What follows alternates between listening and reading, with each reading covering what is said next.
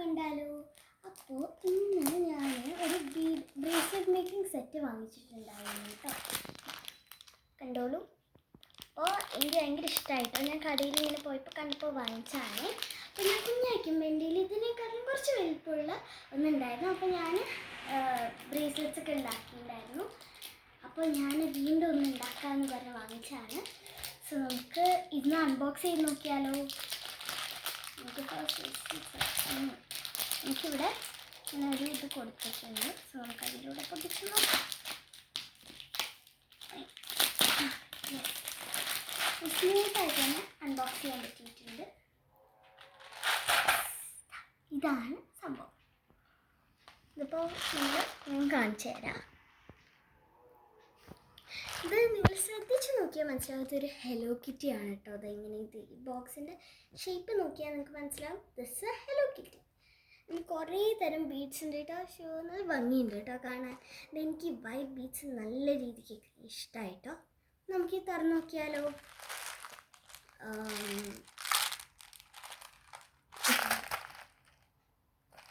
Okay, ഇവിടെ ഒരു ഇത് കൊടുത്തിട്ടുണ്ട്. യെസ്,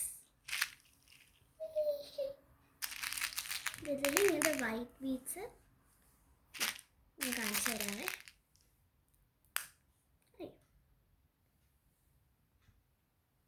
വൈറ്റ് ബീഡ്സ് ഉണ്ട്. പിന്നെ ഇങ്ങനത്തെ ഫ്ലവർ പോലത്തെ ബീഡ്സ്, റോസിൻ്റെ ഫ്ലവർ ആണെന്ന് തോന്നുന്നു കേട്ടോ. Beads and butterflies. We also have letters and വീണ്ടും ഫ്ലവേഴ്സ്.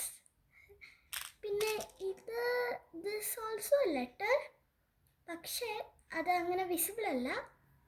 അതൊരു ബോക്സിൽ എഴുതിക്കുക കേട്ടോ, അതുകൊണ്ടാണ്.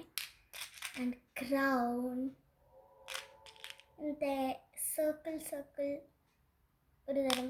ആൻഡ് ഇത് എനിക്ക് കണ്ടിട്ട് ഒരു സ്പിന്നറൊക്കെ പോലെ തോന്നുന്നുണ്ട്, പക്ഷേ സ്പിന്നറല്ല.